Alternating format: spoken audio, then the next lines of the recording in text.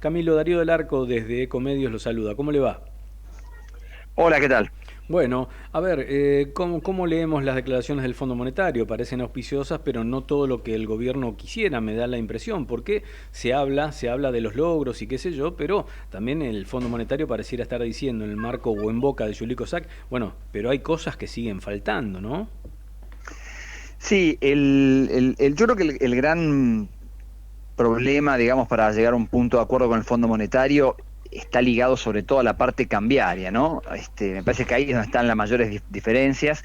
El Fondo Monetario lo que primero va a querer es que la Argentina elimine el cepo, porque el cepo es el que lleva a que haya tipos de cambio múltiples y no es una práctica que el Fondo Monetario avale. Claro. Entonces, Ujú. ahora en este sentido, en algún punto hay una coincidencia en cuanto a que el gobierno también quiere eliminar el cepo. Lo que pasa es que evidentemente el fondo lo quiere, yo creo que ya lo viene demandando hace bastante tiempo, y el gobierno es un poco más pausado en cuanto a esa decisión, ¿no? Sí, bueno, Y después Camilo, lo otro, a punto tal de que el propio presidente, al poner por primera vez fecha, habló del 1 de enero de 2026. Y ayer Luis Caputo dijo, bueno, por más que nos ayude el fondo, la apertura no va a ser inmediata. Es como que hay dos visiones, ¿no es cierto?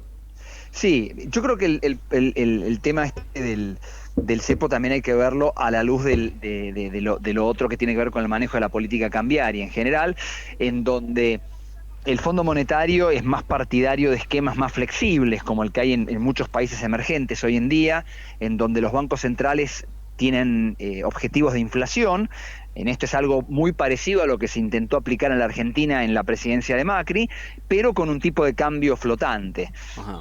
A ese esquema es el que el Fondo Monetario quiere que la Argentina converja, y yo creo que también yo personalmente creo que sería deseable para la Argentina converger un régimen así, pero en la visión del gobierno muy probablemente esto es una cosa muy riesgosa porque el Banco Central todavía no tiene un nivel suficiente de reservas. Entonces eso dejaría bastante expuesto al país a bastante volatilidad. Yo creo que ahí es donde está el gran tema. Por eso el gobierno la liberación del cepo la maneja con mucho cuidado, porque es Ajá. como el sustituto que tiene al no tener reservas. Tiene un control muy fuerte por la vía del cepo de lo que ocurre en el mercado de divisas. Yo creo que ese es el gran tema, y ahí hay un tema obviamente en donde desde la visión del gobierno hay un tema de tipo político también, que el Fondo Monetario le va a prestar mucha menos atención de lo que le prestaría el gobierno. Claro. A ver, el Fondo Monetario Internacional ha tenido algunos tropiezos con la República Argentina, ni que hablar en la última década. ¿Usted cree que si la Argentina no cumple con estos condicionamientos que pareciera estar poniendo la liberación de los fondos frescos y el acuerdo igual va a venir? Bueno, es difícil saber, en todo caso, algún tipo de acuerdo yo creo que se va a lograr. El tema es el contenido, ¿no? Ajá. Definitivamente, yo creo que para conseguir fondos frescos probablemente el gobierno tenga que comprometer más cosas, ¿no? Y ahí está donde está difícil, porque yo creo que estos puntos que estábamos hablando antes son bastante esenciales en el Sí, sí. enfoque del gobierno. Ujú.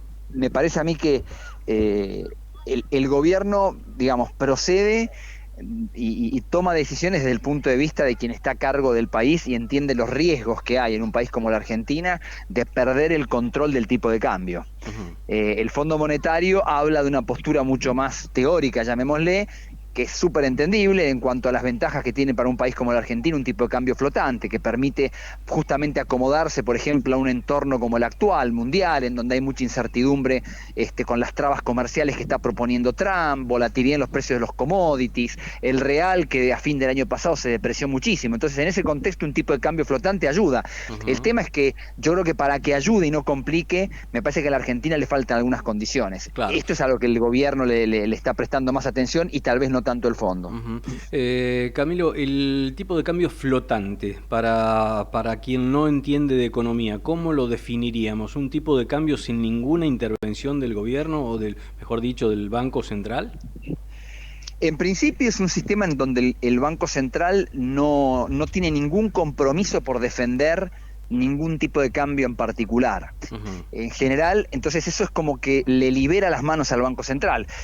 Cuando hay que defender algún tipo de paridad, o en el caso de la Argentina, darle una trayectoria definida al tipo de cambio oficial, que ahora es del 1% por mes. Claro. Eso hace que la política monetaria, el manejo de la política monetaria esté orientado a ese objetivo, no puede hacer muchas otras cosas. En cambio, cuando se permite que el tipo de cambio flote, la política monetaria se usa con otro criterio que en la gran mayoría de los países, como les decía antes, es tratar de controlar la inflación. Se apunta a que se logre una determinada meta de inflación y entonces la política monetaria está abocada a eso. Esto permite, al no haber un compromiso, que el tipo de cambio se mueva. Lo que ocurre es que en un país como la Argentina uno puede pensar que todavía eso podría dar lugar a mucha volatilidad y el tipo de cambio, y eso es muy complicado en la Argentina. Yo creo que eso es lo que sopesa el gobierno cuando mantiene el cepo y trata de dar seguridad en el manejo del tipo de cambio al decir que tiene una pauta del 1%, ¿no? Ahora, tanto el presidente como el ministro de Economía han dicho una y otra vez, bueno, la última vez de Luis Caputo fue anoche,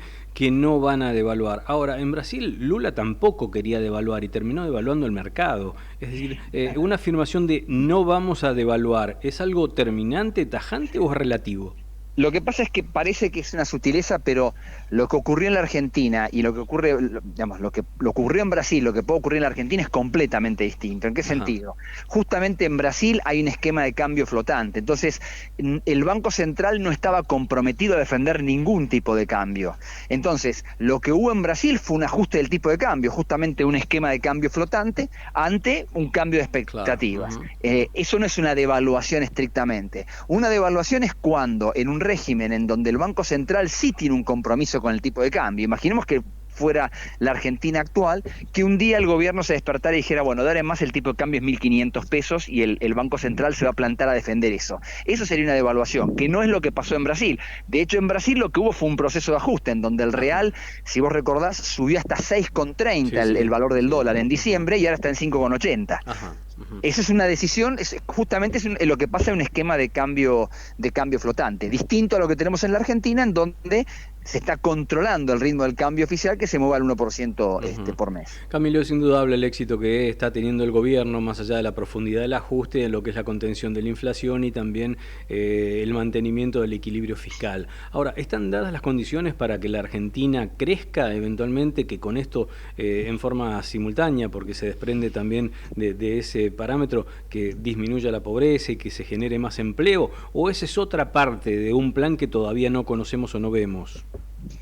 Yo creo que son distintos horizontes. Lo que vos estás planteando ya se está verificando, es decir, la pobreza ha bajado a lo largo del 2024, el PBI acumuló muchos meses, sobre todo en el segundo semestre, de crecimiento un mes atrás del otro, el empleo también aumentó, o sea que eso se está dando. En todo caso, lo que uno puede discutir es la intensidad y cuán sostenible puede ser el proceso. Yo creo que con lo que se ha hecho hasta ahora y con las señales que se están dando, me parece que hay chances de que la Argentina pueda seguir en ese proceso. Creo que para después consolidarlo más tiempo, obviamente que hay que resolver este tema del cepo, y creo que faltarían otros condimentos que ya tienen que ver, van más allá de la política económica actual del gobierno presente, sino que tienen que ver también con el horizonte político. Es decir, si la Argentina es capaz de políticamente lograr un sistema que dé lugar a una política económica más o menos estable en el tiempo, y que no ocurra como ya ocurrió con la experiencia de Macri, que el país parecía que iba para un rumbo y en 2019, con el triunfo de Alberto Fernández y Cristina de Kirchner, el rumbo fue completamente distinto. Entonces, yo creo que esa es otra materia pendiente para la Argentina, pero para la cual todavía va a faltar un poco. Pero es muy relevante para pensar, creo yo, en la duración de más largo plazo del proceso que está habiendo ya hoy en día. La asunción de Donald Trump, ¿no? El proteccionismo ya acentuado, que bueno, si bien ha tenido algunas idas y vueltas en cuanto a la cuestión de los aranceles y demás, imagina que puede llegar a generar que algunos inversores ya no piensen tanto en países emergentes y eventualmente se vuelquen a trasladar sus propios capitales a los Estados Unidos por la mayor seguridad. Yo creo que puede haber algún movimiento, pero no me parece que sea determinante. O sea, yo creo que va a seguir habiendo flujos de capitales a países emergentes sin ninguna duda, y creo que la Argentina, si logra ordenarse en los aspectos que estábamos mencionando recién, me parece que es un gran candidato para recibir flujo de inversión, porque la verdad que en la Argentina hay muchísimas cosas por hacer. No perdamos de perspectiva que la Argentina a grandes rasgos no crece desde el año 2011, o sea que en la Argentina producimos lo mismo prácticamente hace 13 años y con productividad en baja, es decir, hay cada vez más gente ocupada para producir lo mismo, o sea que hay de todo por hacer, hay déficit de infraestructura, hay enorme cantidad de cosas para hacer y creo que si damos las señales correctas, creo que podemos seguir captando ahorro mundial, sin ninguna duda. Camilo, Luis Tarulo te saluda, muy buenas tardes. ¿Qué tal? Buenas tardes. Mira, voy a apelar a una persona, a un experto, no sé si fue profesor tuyo, Alberto Schuster, que solía hablar... No. Suele hablar siempre, o solía hablar siempre del decálogo de la competitividad, las 10 reglas de oro, por ejemplo. Y una de las reglas de oro es la seguridad jurídica, ¿no?, para atraer inversiones. Mira, estamos por hablar con Darío de todo este conflicto que hay en la justicia, de quién actúa, si la justicia nacional, la justicia de la ciudad, la justicia federal, etcétera. Tenemos acá una cautelar que se está presentando por la licitación de la hidrovía, que maneja miles de millones de dólares, vos lo sabés muy bien, digo. La Argentina, esto de la inseguridad jurídica, en definitiva, ¿cómo ves que actúa sobre la atracción de los capitales o contra la atracción de los capitales, si querés? Por supuesto que es una limitante total, definitivamente. Yo creo que hay todo un marco institucional en la Argentina que es muy débil, con lo cual obviamente que ese es un riesgo de las cosas que la Argentina tiene que mejorar sin ninguna duda. No hay ninguna duda. Ese es de los aspectos institucionales que hay que cambiar, pero que también tiene mucho que ver con la parte política, creo yo, y en última instancia yo te diría, con una valoración de la sociedad de determinadas cuestiones que después se vea expresada en lo que la sociedad elige cuando tiene que ir a votar. O sea, si los argentinos votamos por esquemas como los que propuso el kirchnerismo en su momento y Alberto Fernández con Cristina de Kirchner hasta hace poco, la realidad es que no vamos a tener buenos resultados en materia económica, porque se ha demostrado que ese no es un buen camino ni desde la política económica en sí, ni del aspecto institucional tampoco. Entonces, definitivamente hay un cambio, pero eso fue elegido por la población. No, es no es que verdad. salió de la nada. Entonces, acá el problema es ese, hasta qué medida los argentinos podemos un día hacer un cambio para no caer en esas cosas, ¿no? Claro. No, es verdad, eso lo tenemos claro, porque muchas veces los jueces escriben en sus fallos, como dice el legislador, o ha dicho el legislador, y está clarísimo eso, las leyes no las hacen los jueces, las hacen los legisladores, obvio. Sin ninguna duda. Y Claro. En muchos casos, que esto se ha vivido con gran influencia del Poder Ejecutivo, que Claro, sí. ha manejado con mano de hierro el Congreso durante mucho tiempo. Entonces, pero de vuelta, se llegó a esa situación política porque la población eligió eso, la población votó en 2019 de vuelta por eso. Sí. Entonces, ahí hay un tema que yo creo que por eso yo decía antes cuando me preguntaban acerca de si se puede pensar en un proceso sostenido y todo, va a depender mucho de los argentinos, de lo que vayamos votando. Si nosotros no terminamos de convencernos de que hay un orden que hay que mantener para tener cierta prosperidad económica y ciertas reglas que hay que respetar desde el punto de vista legal, institucional y de la política económica en general, lamentablemente vamos a seguir estando expuestos a los bandazos que hemos dado a lo largo de toda nuestra larga historia económica, ¿no? Camilo, la última, ha sido muy generoso y muy interesante charlar con vos. La semana que viene, el 13 a las 4 de la tarde, vamos a tener el nuevo índice de inflación del mes de enero. ¿Cómo les da, cómo les dio a ustedes? A nosotros en la consultora CIT, en lo que relevamos para la región GBA, nos dio 2% mensual el mes de enero. El ministro ayer habló de 2,3%. Yo creo que va a estar por ahí. En cualquier caso, sería menor a lo que fue el 2,7% de diciembre, lo cual es un dato muy bueno para un mes de enero, porque habitualmente enero es un mes de inflación alta porque hay un pico con todo lo que tiene que ver con el turismo y las vacaciones de verano. Entonces, que se diera el 2 nuestro o mismo el 2,3 que dice el ministro, creo que sería un buen dato, y creo que hay chances de que la inflación siga bajando de la mano de la nueva política cambiaria que hace mover el dólar al 1% mensual. Camilo, te mintió Darío, no era la última. Te robé yo la última, o la penúltima, no sé, porque... La última.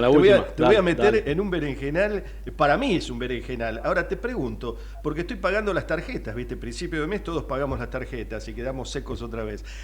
Te pregunto esto, pero desde la más absoluta ignorancia del sistema financiero, cómo se mueven en este sentido las tasas de interés, ¿no? Digo, hay inflación del 2%, te dan créditos accesibles ahora a 30 años a una tasa recontra seductora. Y digo, pero yo veo el interés de la tarjeta al 100%, tasa efectiva anual, ponele un promedio. Digo, ¿cómo? ¿No me bajan la tasa de interés de la tarjeta teniendo una inflación del 2% mensual? ¿Cómo es este tema? Sí, las ¿Cómo tasas se de interés explica eso? son muy altas en la Argentina Yo creo que van a ir bajando. Creo que hay un factor que va a ayudar a que las tasas bajen, que es que el gobierno no tiene déficit fiscal. Si bien tiene necesidades de financiamiento, son bastante más chicas que antes. Entonces eso debería ayudar en algún momento a que las tasas bajen. Lo que ocurre es que, acá podemos quedar de vuelta en la parte legal e institucional, el prestar en la Argentina, el mercado de crédito ha sido muy castigado. El acreedor, el que ha prestado, ha perdido mucho en la Argentina. Son enormes las experiencias que tenemos de confiscaciones, de licuaciones, de cambio de reglas de juego. Entonces, cualquiera que presta en la Argentina se tiene que cubrir contra un montón de riesgos, claro. Entre ellos los bancos. O sea, los bancos también se van a cubrir. En una tarjeta de crédito, que es un mecanismo de crédito bastante sencillo, con poco control, no hay garantía. Cuando una persona toma crédito con la tarjeta de crédito, no deja ninguna garantía, entonces los bancos se cubren. Es así. Yo creo que para lograr que las tasas de interés bajen, creo que tenemos que seguir avanzando. Poner topes y precios máximos no sirve absolutamente para nada. Esto ya lo hemos experimentado 1000 veces y no conduce a nada. El camino es dar certeza, seguridad, buenas reglas, defender los derechos de propiedad de quien prestó, que se valore lo que prestó y que pueda recuperar lo que ha prestado. Me parece que son esas cosas las que hay que avanzar para que justamente las tasas de interés bajen, para que el crédito sea más fluido todavía. Camilo, un lujo escucharte. Muchísimas gracias por este contacto. Muy buenas tardes. Por favor, hasta luego. Camilo Tiscornia, de CIT Consultores. A propósito de la situación económica, me quedé con aquello del 2% que tiene CIT como inflación para el mes de enero. Y para complementar esto que hemos estado charlando con Camilo, decir que el dólar Banco Nación hasta ahora está a 1.074,50, el dólar turista 1.396,85, el dólar blue 1.215 y el riesgo país en este momento está en 670.